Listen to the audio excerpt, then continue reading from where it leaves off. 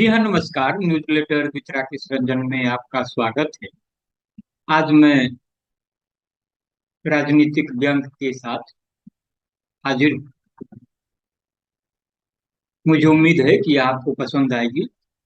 मेरा आग्रह होगा कि आप इसे संजीदगी से सुनेंगे और सुनेंगे। पहले हर गांव में अगुआ, कुटुम्ब, मान्यजन यानी मानजन की बड़ी पूछ होती थी। वे सालों भर घूम घूम कर शादियां तय कराते थे। उन्हें कुछ लोग मजाक में फेरहा भी कहते थे। नेताओं की तरह अगुआ की बातों और जुबान की भी कोई गारंटी नहीं होती थी।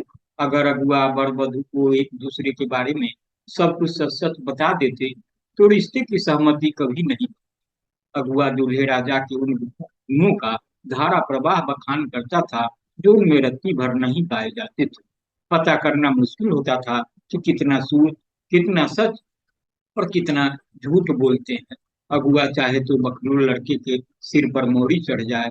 जब दरवाजे पर बारात पहुंच जाती थी या शादी के बाद बारात विदा ले रही होती थी तो अगुआ गाली सुन रहे होते थे, कभी वर पक्ष की ओर से तो कभी वधू पक्ष की ओर से। एक ओर दूल्हा दुल्हन सुहाग रात की सरकार बना रहे होते थे, दूसरी ओर थप्पड़ से अगुआ की गल सिकाई हो जाती थी। कभी कभी तो समधी सभा समधन सास ससुर और दुल्हन के सियासी दाव पेच में अगुआ की धोती नाक फट जाती थी। ईर्ष्यालु पड़ोसी व रिश्तेदार खूब मजे लेते थे। हल्द्वानी में वधु पक्ष की ओर से फल मिठाई की टोकरियां व तिलक के सामान लेकर पहुंचे आदमी जन और पौनी पसारी के बीच दूल्हे का बाप खूब रुपए कपड़े बांटता था। सियासी कार्यकर्ता की तरह आदमी जन दूल्हे के यशगान में जुट जाते थे। देखते देखते जयमाला का शुभ दिन आ जाता था। आज के जमाने की तरह दरवाजे से दूल्हा समेत बारात नहीं लौटाई जाती थी। लिहाजा जब दूल्हा दुल्हन सुहागरात को यादगार बना रहे होते थे, शादी में अगुवाई करने वाले घर का फूफा, छुटकी मामी, मझला मौसा गालियां सुन रहे होते थे। झूठा साबित होने पर भी मामू और मेहमान गाली से बच जाते थे। कभी कभी बड़का चाबी छोटका मामू को ठेंगा देते थे। मामू मुंह फुलाकर लौटते तो 2-4 साल तक आना जाना बंद। अम्मा अपने भाई का रक्षा कवच बन जाती थी। अब अगुआ का जमाना नहीं रहा। अब तो व्हाट्सएप, इंस्टाग्राम और लिंक्डइन के माध्यम से वर वधू स्वयं एक दूसरे के बायोडाटा की तहकीकात कर लेते हैं।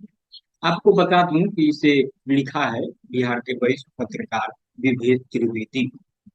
तो वे आगे लिखते हैं कि जमाना बदल गया है। दूल्हे की काबिलियत पैसा और खानदान से आकी जाती है। अगुआ अब भी छिटपुट शादियां करा रहे हैं। पर तो मेरे मोहल्ले में मिश्र जी की बेटी की बारात आई। महफिल सजी थी। दूल्हे राजा को कंधे पर बैठा कर स्टेज पर लाया गया। 2 मिनट के लिए दूल्हे को झपकी क्या आ गई। औरतों में कानाफूसी हो गई। दूल्हा रोगी तो नहीं।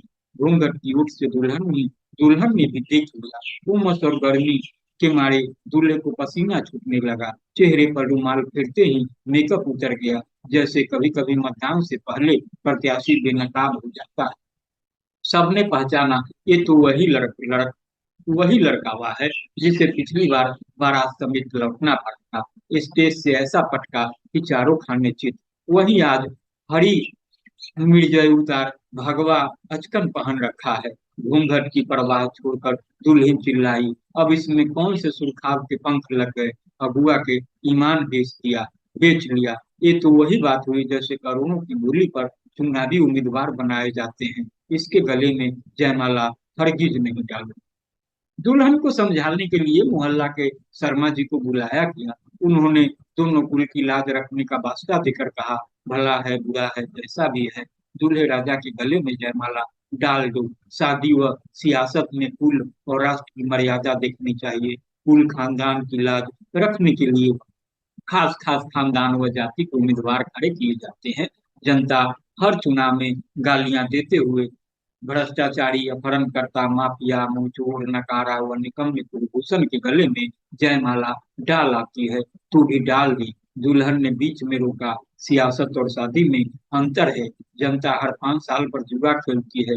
यह राष्ट्र का नहीं, मेरी जिंदगी का सवाल है। वे जीतने के बाद साल में 3 बार बिस्तर बदलते हैं। जिसके बिस्तर पर सरकार बनाते हैं तो डिप्टी सीएम से गोद भरते हैं। 3 तलाक के खिलाफ कानून बनाने वाले दरवाजे बंद कर कुंडी नहीं लगाते हैं। परम वैभव का झांसा देकर परम सुख भोगने वाले तीसरी बार थूक चाटते हैं। मंच पर भरी सभा में माँ की आंखों में आंखें डालकर बेटी पूछने लगी, क्या राष्ट्रवादियों की तरह मैं भी सुहाग का सिंदूर डलवाकर गले में गुजराती मंगलसूत्र डालकर वही सब करूं जो राजनेता करते कराते हैं?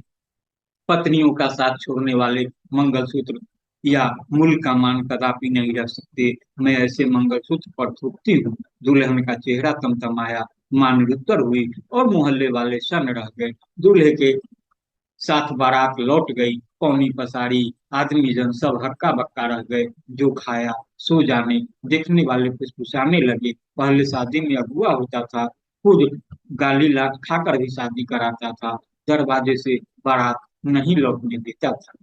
सबकी बातें सुनने के बाद मेरे मुंह से सिर्फ इतना निकला, कहाँ गए वे दिन? अगुआ कहाँ विलुप्त हो गए? बगल में खड़े नेताजी ने धीरे से कहा, हमारे समाज और शहर में अगुआ मान्यजन और तेरहा आज भी हैं, लेकिन उनका धंधा बदल गया है। लोकतंत्र ने इनके लिए नए दरवाजे खोल दिए हैं। अब तो ये लोग चुनाव लड़ाते हैं। आज भी इनकी बातों की गारंटी नहीं है। जिनकी बातों की गारंटी होगी वे सियासत में एक कदम भी नहीं चल पाएंगे। सियासत हो या सगाई, अगुआ और नेता की बातों की, दूल्हे के जिम्मेदार होने की और दुल्हन के सुशील होने की कोई गारंटी नहीं होती है। गारंटी शब्द एक जुमला बनकर रह गया है।